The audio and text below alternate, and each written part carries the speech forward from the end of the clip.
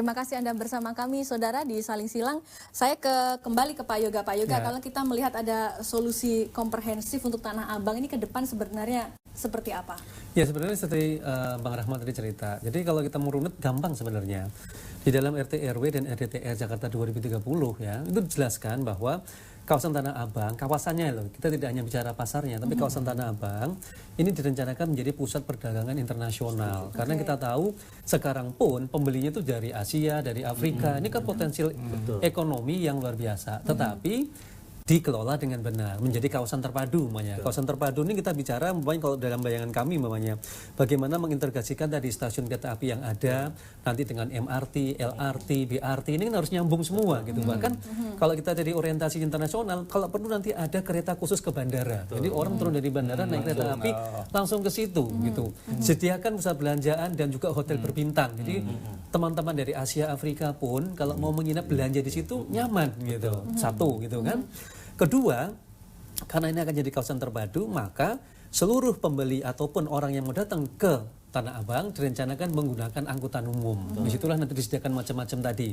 Begitu dia masuk ke dalam Tanah Abang, dia tinggal jalan kaki, naik sepeda atau angkutan listrik yang ramah lingkungan di dalam Tanah Abang gitu. Jadi tidak menumpuk. Tidak numpuk dan tidak semrawut semuanya. Jadi itu sudah tergambarkan. Nah, tinggal bagaimana itu dilakukan atau dibangun secara bertahap. Tahun ke-1 apa, tahun ke-2 apa, tahun ke-3 apa, tahun ke-4 apa. Nah, itu sebenarnya yang kalau ingin kita menuntaskan tadi persoalan Tanah Abang. Kalau dilakukannya hanya parsial, nanti gantian aja, Mas. Ya kan? Persoalannya di sini, nanti Pak Budi bingung nih. Satu di sini tertib, sana tertib, pindah, terus begitu. Nah, itu yang tadi saya katakan kalau pendekatannya parsial. Tapi kita menyeluruh, itu enak. Apa yang dibenahi? Transportasi dulu. Apa yang dibenahi? Kemudian kampung kumuhnya. Apa yang dibenahi? Ekonominya. Nah, dengan demikian target dari kinerja masing-masing SKPD juga mudah untuk dinilai. Tapi Pak Yoga, kalau melihat penjelasan Anda tadi, tentu pasti itu tadi akan menjadi sangat menarik kawasan Tanah Abang. Berarti juga menarik juga kepada masyarakat yang sebelumnya tidak punya usaha, oh saya ingin deh berdagang ke Tanah Abang, tapi mungkin kemampuannya pas-pasan. Maka lagi-lagi jangan-jangan nanti muncul lagi pedagang kaki lima di jalanan lagi. Maka itu terus saja bertambah. Nah, ini bagaimana solusinya? Mereka tidak punya akses ekonomi untuk yang tadi kuncinya, kalau Barama sudah bilang dikelola, berarti tugas pemerintah adalah mengatur dengan tertib sebenarnya. Jadi begini, aturan kan dibuat untuk ditertib. Artinya kalau memang tidak boleh dijual di situ ya tidak boleh. Tapi pemerintah menyediakan tempat penjualnya di mana. Nah, yang harus diatur kan itu gitu supaya tidak terjadi bentrokan mamanya kan.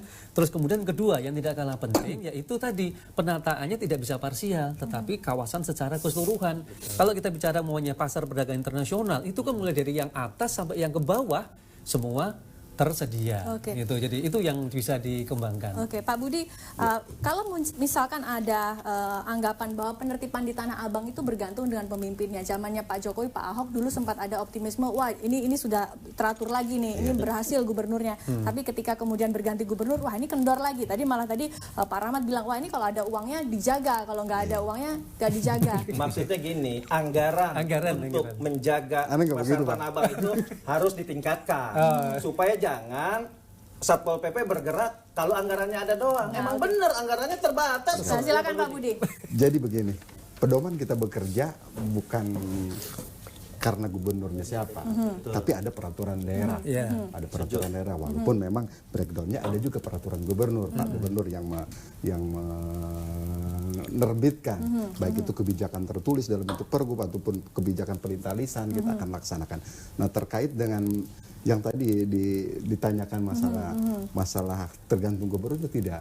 Saya kira karena kan juga di media ini kan, wah ini zamannya setelah ditinggal Ahok tiba-tiba semerawut. Nah, orang kan jadi berpikir, wah ini kelihatannya kalau yang ini agak kendor tiba-tiba muncul lagi di jalan. Begitu gimana Pak?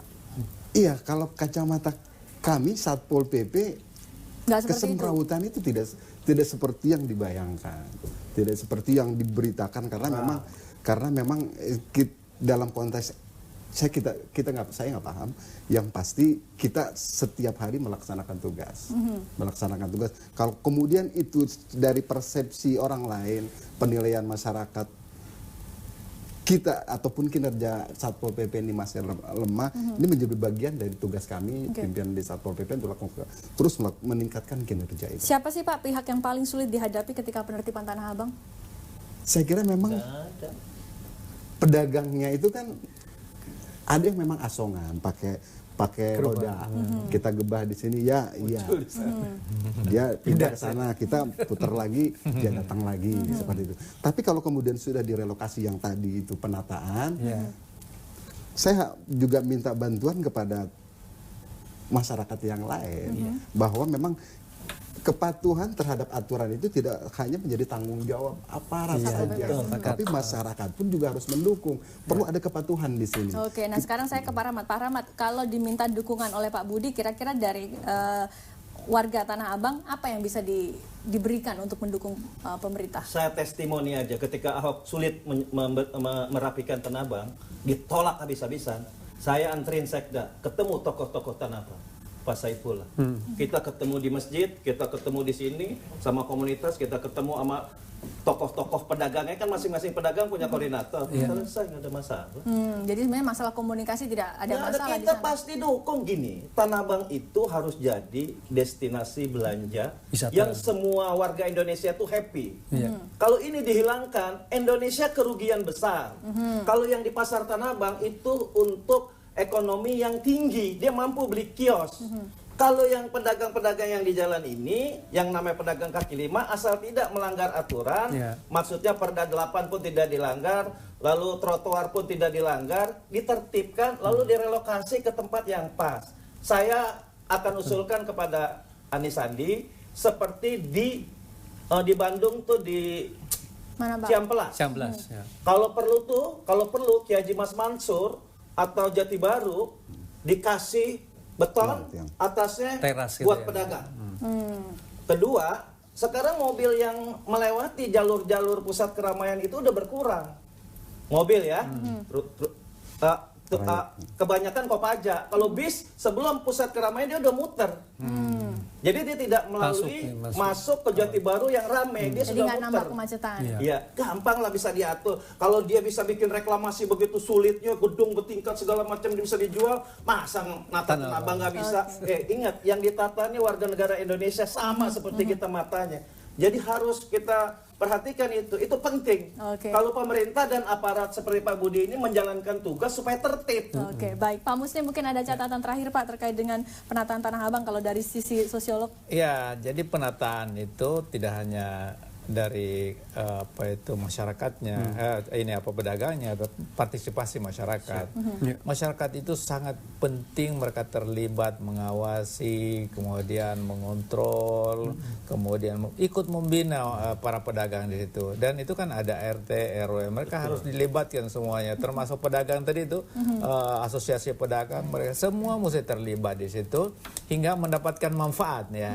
Kan intinya ini rakyat bawah itu mendapatkan kehidupan yang layak, supaya tumbuh ke ekonomi masyarakat bawah ini, lahirlah keadilan sosial itu, lahirlah kemanusiaan yang adil dan beradab yang selama ini nyaris tidak ada, Pak.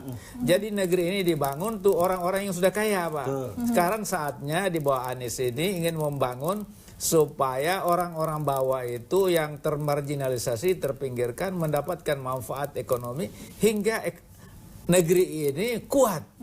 Nah, kalau kuat itu yang seperti saya katakan tadi, piramida sosial itu tidak betul, tapi belah ketupat. Jadi di tengah-tengahnya itu kuat kelas menengah.